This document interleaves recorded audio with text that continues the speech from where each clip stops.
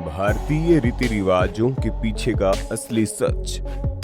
अच्छा दोस्तों, मान लीजिए आप किसी अच्छे काम के लिए घर से निकल रहे हैं, सब कुछ बढ़िया जा रहा है, लेकिन फिर बिल्ली आती है और आपका रास्ता काट कर चली जाती है, तो आप क्या करेंगे? हमें मालूम है आप में से अधिकतर लोग वहीं खड़े होकर इंतजार करेंगे कि कोई आए और रास्ता साफ हो, या फिर अपना रास्ता ही बदल देंगे, क्योंकि कोई भी रिस्क नहीं लेना चाहता है। हम सभी मानते आ रहे हैं कि बिल्ली ने अगर रास्ता काट दिया तो समझ लो काम गड़बड़ होना ही है। लेकिन क्या ये बात सच है या फिर अंधविश्वास? इतना ही नहीं, हमारे भारत में ऐसी बहुत सी परंपराएं और रस्में मानी जाती हैं जिन्हें हम बिना सोचे समझे ही अंधविश्वास का नाम दे देते हैं। लेकिन अगर आपने हमारी इस वीडियो को देख लिया तो हम शर्त लगाकर कह सकते हैं कि आप ये बात जानकर हैरान हो जाएंगे कि हमारे पूर्वज हमसे भी ज्यादा दूरदर्शी और तेज दिमाग के थे, जिन्हें हर एक चीज के पीछे का विज्ञान मालूम था। अब जैसे कि आप पीपल के वृक्ष को ही देख लो, जिसकी लोग पूजा करते हैं। हर शुभ अवसर पर पीपल के वृक्ष पर जाकर लोग पूजा अर्चना करते हैं। लेकिन सवाल ये आता है कि इतने सारे पेड़ों में आखिर पीपल का पेड़ ही इतना ज्यादा क्यों पूजनीय माना जाता है? असल में दोस्तों, जो पीपल का पेड़ होता है वो दिन के वक्त बहुत सारी मात्रा में ऑक्सीजन देता है। ऐसे में महिलाओं को बीमारियों से बचने के लिए और आसानी से गर्भ धारण करने के लिए पीपल के पेड़ के चक्कर लगाने की सलाह दी जाती है। और पीपल के पेड़ पर भगवान की मूर्ति रखने का कारण ये था कि अगर इस पेड़ के नीचे भगवान को रख दिया जाएगा तो लोग और ज्यादा पीपल के पेड़ के पास आएंगे, जिसकी वजह से पेड़ की जो ऑक्सीजन है वो भारी मात्रा में उन्हें मिलेगी। और ये बात तो आपको भी मालूम है कि बिना ऑक्सीजन के इंसान का 1 सेकंड के लिए सांस लेना भी दुश्वार है। ऐसे में अगर डबल क्वांटिटी में ऑक्सीजन मिल जाए तब तो सोने पर सुहागा हो जाता है। इसीलिए जिन लोगों का घर पीपल के पेड़ के पास रहता है उस घर के अधिकतर लोग स्वस्थ होते हैं।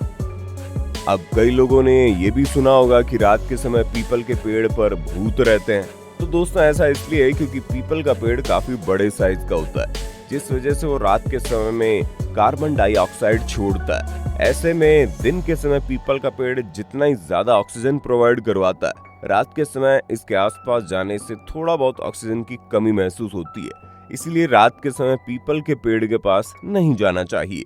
इसीलिए पूर्वजों ने पीपल के पेड़ को भूत के साथ जोड़कर लोगों को यह समझाने की कोशिश की है कि अगर रात में पीपल के पेड़ के पास जाओगे तो भूत पकड़ लेगा, यानी ऑक्सीजन की कमी आ जाएगी। अब अगर नवरात्रि की बात करें तो इसका शाब्दिक अर्थ होता है 9 शुभ रात्रि। भारत में साल में 2 बार नवरात्रि मनाई जाती है, एक गर्मियों से पहले और दूसरी सर्दियों से पहले। लेकिन क्या कभी आपने इस बात पर गौर किया है कि नवरात्रि मौसम के बदलाव के वक्त आती है?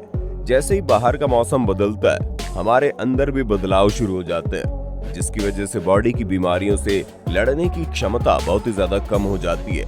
इन्फेक्शन होने का खतरा बढ़ जाता है और लोग इसी बीच ज्यादा बीमार होते हैं। ऐसे वक्त में फास्टिंग करना यानी व्रत रखना असरदार तरीका बनता है खुद को बीमारियों से बचाने का। ऐसे में अगर आप व्रत नहीं भी रख सकते हैं तो फिर ये भी सलाह दी जाती है कि नवरात्रि में हल्का खाना खाया जाए, क्योंकि अगर आप नवरात्रि के समय कुछ भी उल्टा सीधा खाना शुरू कर देंगे तो मौसम के बदलाव के कारण आप और ज्यादा बीमार हो जाएंगे। और उसी बीमारी से बचने के लिए आपको पौष्टिक और हल्का खाना खाना है ताकि अंदरूनी बॉडी को आराम मिल सके। और अब तो आयुर्वेद से लेकर मेडिकल साइंस तक हर कोई फास्टिंग से मिलने वाले फायदे को मानता भी है। और अध्यात्म के दृष्टिकोण से भी ऋषियों मुनियों ने इन 9 दिनों को साधना के लिए उच्चतम बताया है। कुल मिलाकर कहा जाए तो नवरात्रि फिजिकली और स्पिरिचुअली दोनों ही तौर पर खुद को ग्रो करने का बहुत बढ़िया वक्त होता है। अब सवाल आता है कि आखिर तुलसी के पौधे को पवित्र क्यों माना जाता है? तो दोस्तों, तुलसी एक एंटीबायोटिक है जो कि हमारे स्ट्रेस को कम करती है, इम्यूनिटी को बढ़ाती है।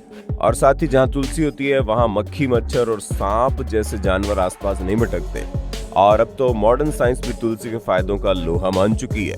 अब आप ये सारी चीज तो मान गए होंगे, लेकिन क्या आपको मालूम है महिलाओं के सुंदर दिखने के पीछे भी फायदे छुपे हैं? जी हाँ, महिलाओं की जितनी भी साज श्रृंगार की चीजें वो पुराने समय में महिलाएं इस्तेमाल करती हुई आ रही हैं, क्योंकि उनमें से अधिकतर चीजों का इस्तेमाल केवल श्रृंगार के लिए नहीं बल्कि कई सारे फायदों के लिए किया जाता है। अब जैसे कि जो ट्रेडिशनल आई लाइनर होते हैं, उन्हें अम्लकी, हरिताकी जैसी प्राकृतिक चीजों से तैयार किया जाता है ताकि जब आईलाइनर आंखों में लगाया जाए तो वो आंखों को साफ और ठंडा रखे।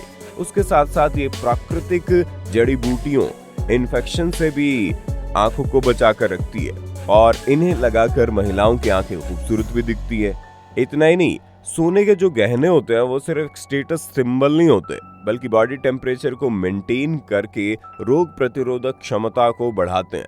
अब ये बात जानकर हैरान हो जाएंगे कि कंगन, नथनी, कान की बालियां और पैरों में पहने जाने वाली बिछिया एक बहुत ही इंटेलिजेंट तरीका था ऐसे एक्यूप्रेशर पॉइंट को प्रेस करने का, जिससे महिलाओं का मासिक धर्म सही वक्त पर आता है, उनके हार्मोन्स भी बैलेंस में रहते हैं। दोस्तों, जब शादी होती है तो दुल्हा और दुल्हन दोनों हाथों पैरों में मेहंदी लगवाते हैं, क्योंकि मेहंदी का जो नेचर होता है वो ठंडा होता है और शादी के वक्त होने वाले जितने भी स्ट्रेस और टेंशन होते हैं उसे मेहंदी ठंडा करके रखती है। अब दोस्तों, अगर इन सारी बातों को जोड़कर देखा जाए तो ये चीज साफ है कि इन सभी रिचुअल्स के पीछे कोई कारण जरूर है जो हमें फायदा पहुंचाते हैं। ऐसे में क्या कभी आपने बात सोचने की कोशिश की है कि भारत में इतने सटीक रस्म और रिवाज क्यों होते हैं?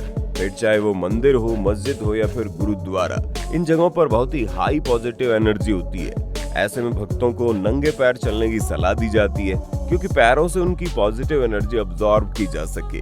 आरती के वक्त शंख बजाए जाते हैं और ये चीज आज भी मंदिरों में देखने को मिलती है। पहले के समय में गांव छोटे हुआ करते थे, जिसकी वजह से शंख की आवाज पूरे गांव में गूंजती थी। अब जो लोग आरती में शामिल नहीं हो पाए, वो जो भी कर रहे होते थे उसे छोड़कर शंख की आवाज सुनते ही मन में भगवान को याद कर लेते थे। इस्लाम में अजान का भी तो यही मकसद होता है। दोस्तों, तिलक लगाना भी बहुत कॉमन रिचुअल है। इसे दोनों भवों के बीच में लगाया जाता है, जो कि आज्ञा चक्र का स्थान है। तिलक लगाने से शरीर से एनर्जी निकलती है और फोकस भी बेहतर होता है। हमारे देश के ऋषि मुनियों ने ये बात बहुत पहले ही पता लगा ली थी कि चंदन, हल्दी और केसर का पेस्ट आज्ञा चक्र के लिए बहुत इफेक्टिव होता है। ऐसे में आप अंदाजा लगा सकते हैं कि महिलाएं बिंदी भी आज्ञा चक्र पर क्यों लगाती हैं। इतना ही नहीं दोस्तों, क्या आपने कभी सोचा है यज्ञ क्यों किया जाता है? अब बहुत से लोग ये कहेंगे कि यज्ञ करने से प्रदूषण होता है, लेकिन ऐसा कहने वाले वही लोग हैं जिन्हें हमारे भारतीय परंपराओं के बारे में नहीं पता, क्योंकि वैदिक काल से यज्ञ वातावरण को शुद्ध करने के लिए किया जाता है। और अब तो मॉडर्न साइंस भी इस बात को मानने लगी है कि इस तरह से घर पर घी के दिए और अगरबत्ती को जलाया जाता है। हमारे भारत में कुछ ऐसी रस्में और परंपराएं हैं जिन्हें संकेत के माध्यम से समझाया जा सकता है। अब जैसे कि जब हम भगवान की मूर्ति के आगे नारियल फोड़ते हैं तो हम वास्तव में अपना सिर अर्पण कर रहे होते हैं। यानी मंदिर में नारियल फोड़कर हम अपने अंदर मौजूद अहंकार, क्रोध, जलन और गुस्से जैसी भावनाओं को खत्म कर रहे होते हैं। आपने ये भी देखा होगा कि पूजा में कमल का फूल इस्तेमाल होता है और ऐसा करने के पीछे खास कारण है। असल में कमल पानी में रहते हुए भी कभी भी गीला नहीं होता। ये एक ऐसे इंसान का प्रतीक है जो आसपास की तमाम मुश्किलों के बावजूद भी अपने व्यक्तित्व को नहीं छोड़ता। और अगर कोई इंसान ऐसा नहीं है तो उसे कमल की तरह ही हो जाना चाहिए, जो खिलता तो कीचड़ में लेकिन खुद साफ सुथरा बना रहता है। और अगर आपने देखा हो तो कपूर जब जलता है तो वो अपने पीछे कुछ भी नहीं छोड़ता सिवाय खुशबू के। और कपूर का ये स्वभाव ही हम इंसानों को अपने अहंकार को खत्म करके निस्वार्थ भाव से काम करने की प्रेरणा देता है। अगर हम इन सारी चीजों को अच्छे से समझ जाएं और फिर लगातार इन्हें फॉलो करें तो हमारा मानसिक संतुलन बिल्कुल स्थिर बना रहता है। हमें कोई भी बात बेचैन नहीं करती और हम अच्छी तरह से अपना जीवन जी सकते हैं। और चलते चलते आपको एक और खास बात बता देते हैं। आपने अक्सर अपने बड़े बुजुर्गों से सुना होगा कि उत्तर दिशा में सिर रखकर नहीं सोना चाहिए, बुरे सपने आते हैं। असल में दोस्तों, इसके पीछे भी एक वैज्ञानिक कारण है, क्योंकि हमारी पृथ्वी एक विशालकाय चुंबक है जिसका नॉर्थ और साउथ पोल होता है। दोस्तों, नॉर्थ हेमिस्फीयर में रहते हुए अगर हम सोते वक्त अपना सिर उत्तर दिशा में रखेंगे और उसी दिशा में 7-8 घंटे रहेंगे तो मैग्नेटिक पॉल से हमारे दिमाग पर प्रेशर पड़ेगा। यही वजह होती है कि कभी कभी अच्छा खासा सोने से भी हमें नींद पूरी महसूस नहीं होती। बुरे सपने भले ही ना आए, लेकिन इससे हमारी सेहत पर बुरा प्रभाव पड़ता जरूर है। अब आपको समझ में आ गया होगा, भारत में मनाए जाने वाले रिचुअल्स बिना मतलब के नहीं है, बल्कि विज्ञान से उनका अटूट रिश्ता है। जिसके बारे में आपका क्या कहना है कमेंट में बताइएगा। और इसी तरह की वीडियोस को देखते रहने के लिए चैनल को सब्सक्राइब करना बिल्कुल भी ना भूलें। धन्यवाद। दोस्तों, आपकी स्क्रीन पे 2 और वीडियोस दिख रही हैं, जिसे देखने के लिए आप इस स्क्रीन पर क्लिक करें। दोनों देखिएगा, बहुत अच्छी वीडियो बनी है।